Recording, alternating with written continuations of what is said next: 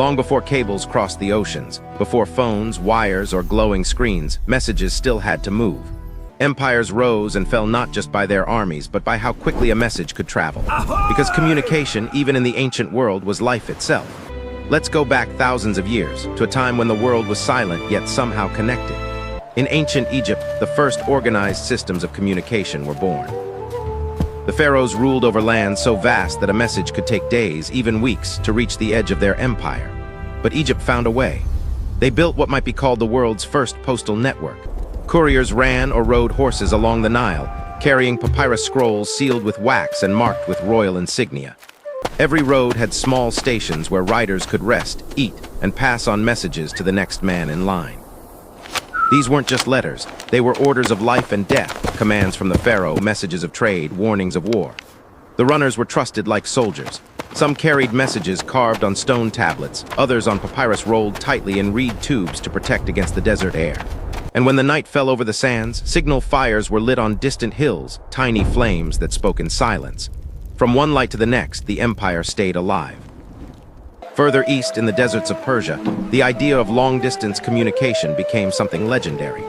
The Persian Empire stretched thousands of miles, from Egypt to India, and to rule it, they built the Royal Road, over 2,500 kilometers of stone, dust, and endurance. Along this road, couriers called Angarium rode day and night.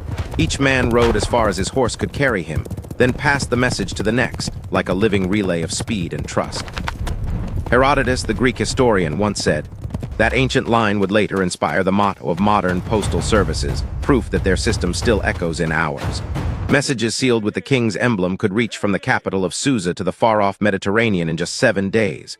No technology, no shortcuts, just human determination and the thunder of hooves. But not all communication was written or carried by hand. Some was sent through the sky itself.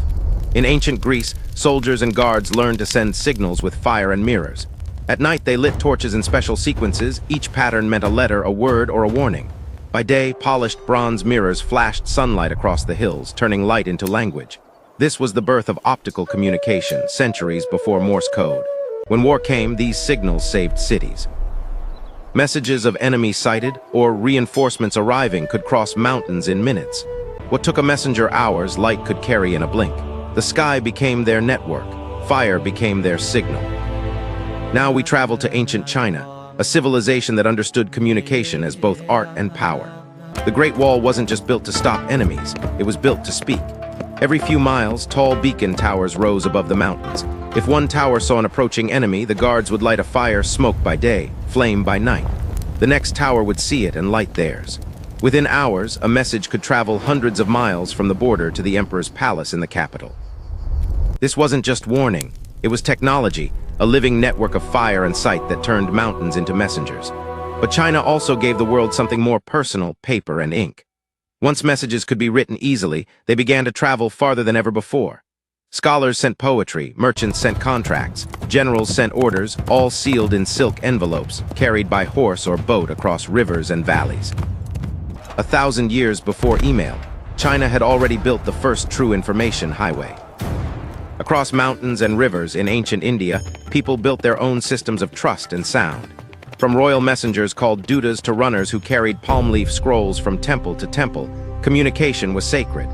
But India also used a method that felt almost magical: drums and conch shells. In forests and villages, coded drum beats carried messages across vast distances. The rhythm told the meaning. A short beat might mean come, a long one danger, and complex patterns could even describe entire events. Some messages moved by music, others by smoke, and many through pigeons, trained to find their way home across hundreds of miles. These silent couriers became trusted allies of kings and soldiers alike. But perhaps no civilization used birds more brilliantly than the Romans. As their empire expanded across Europe, they needed a fast, reliable system to deliver information. So they trained pigeons to fly between outposts. Messages were written on thin pieces of papyrus, rolled, and tied to the bird's leg. A pigeon could cross 500 miles in a day, faster than any rider. Julius Caesar himself used them to send war updates. Later, they carried messages for traders, lovers, and even gladiators awaiting orders.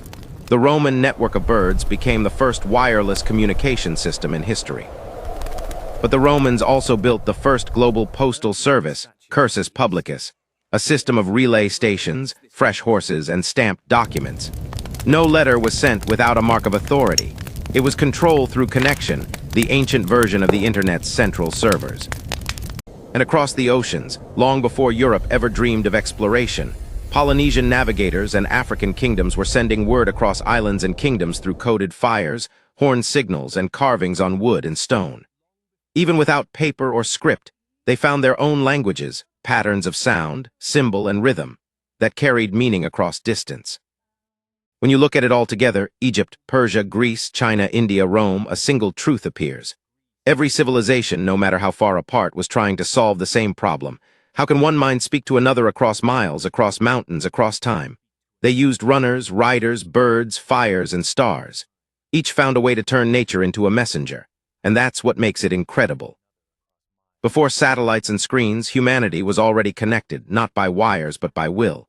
Connected by trust, creativity, and the need to be heard, because messages are more than words. They are proof that we've always wanted to reach beyond ourselves.